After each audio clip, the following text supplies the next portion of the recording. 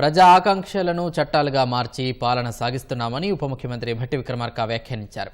పెద్దపల్లి జిల్లా ధర్మారంలో ఎల్లంపల్లి ప్రాజెక్టు నిర్వాసితులకు 18 కోట్ల రూపాయల పరిహారం చెక్కును మంత్రులు భట్టి, శ్రీధర్ బాబు అందజేశారు. అనంతరం పెగడపల్లి, గొల్లపల్లి, ధర్మపురి, వెల్గటూరు, ధర్మారం మార్కెట్ కమిటీ పాలకవర్గం సభ్యులు ప్రమాణ స్వీకారం చేశారు. ఏ రాష్ట్ర ప్రభుత్వం చేయని విధంగా రుణమాఫీ చేశామని భట్టి అన్నారు. ప్రతి రైతుకు 2 లక్షల రుణమాఫీ చేస్తామని, వెనుకడుగు వేయమని మరోమారో స్పష్టం చేశారు. ప్రజల సంక్షేమమే లక్ష్యంగా ముందుకు వెళ్తున్న ప్రభుత్వంపై నిందలు మోపుతున్నారని మంత్రి శ్రీధర్ బాబు ఆరోపించారు. నిన్న 2 బీఆర్ఎస్ ఎమ్మెల్యేల ఘర్షణను కాంగ్రెస్కు అంటగడుతున్నారని మండిపడ్డారు. ఈరోజు ప్రధానమైంది ఇక్కడ పత్తిపాక రిజర్వాయర్ టైలెంట్ ప్రాంతాలకు సంబంధించి ఈ పత్తిపాక రిజర్వాయర్ను మనం ఏర్పాటు చేసుకుంటే ఈ నియోజకవర్గమే కాదు, రామగుండం నియోజకవర్గం, పెద్దపల్లి నియోజకవర్గం, దాంతోపాటు మంతెని నియోజకవర్గానికి సంబంధించిన టైలెంట్ ప్రాంతాలకి స్టెబిలైజేషన్ అవుతుంది అని జీవన్ రెడ్డి గారి సూచన మేరకు ఈరోజు మేము కూడా మరి భారీ నీటిపారుదల శాఖ మంత్రి గారిని ఉత్తమ్ కుమార్ రెడ్డి గారు, కరీంనగర్ జిల్లా ఇన్ఛార్జ్ మంత్రిగా ఉన్న వారిని కోరాం.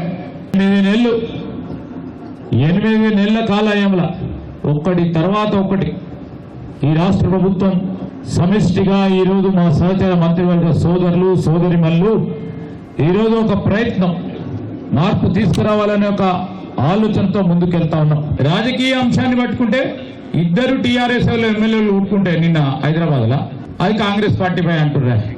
న్యాయం అయింది.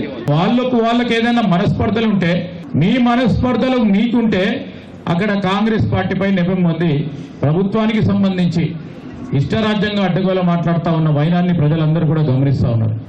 ఈరోజు మీ అందరి ఆశీస్సులతో రాష్ట్ర ప్రజలంతా కూడా ఇందిరమ్మ రాజ్యం రావాలని, ప్రజాప్రభుత్వం కావాలని కోరి కొట్లాడి తెచ్చుకున్న తెలంగాణ రాష్ట్రం అంతా కూడా ప్రజల కోసం పనిచేసే ప్రభుత్వం ఉండాలని, ఇక్కడ ఉన్నటువంటి ఆస్తులు, వనరులు, వ్యవస్థలు అన్నీ కూడా ప్రజల చెందకుండా దోపిడీ చేస్తున్నటువంటి ఆనాటి టీఆర్ఎస్ బీఆర్ఎస్ ప్రభుత్వాన్ని పూర్తిగా బంగాళాఖాతంలో పడేసి ప్రజాప్రభుత్వం తెచ్చుకోవాలని మేము అందరూ ఆశించి ఆశీర్వదిస్తే ఈరోజు కాంగ్రెస్ ప్రభుత్వం ప్రజాప్రభుత్వం ఏర్పడిన తర్వాత మళ్ళీ రాష్ట్ర ఉప ముఖ్యమంత్రిగా మీ అందరి మధ్యకు వచ్చాను.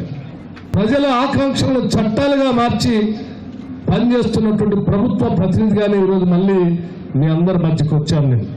అందుకోసమే ఈరోజు పెద్ద ఎత్తున రాష్ట్ర వ్యాప్తంగా ప్రాజెక్టులు ఎక్కడెక్కడైతే చేపడుతున్నామో ఆ పరిసర ప్రాంతాల్లో భూములు ఇచ్చినటువంటి ప్రజలందరికీ సంబంధించిన ల్యాండ్ అక్విజిషన్ నిధులకి అత్యంత ప్రాధాన్యత ఇచ్చి వారికి నిధులు విడుదల చేసేటువంటి కార్యక్రమంలో ఈరోజు ఇందిరమ్మ రాజ్యం ఉందని చెప్పడానికి ఇది ఉదాహరణగా నేను మీ అందరి దృష్టికి తీసుకొని వస్తా ఉన్నాను.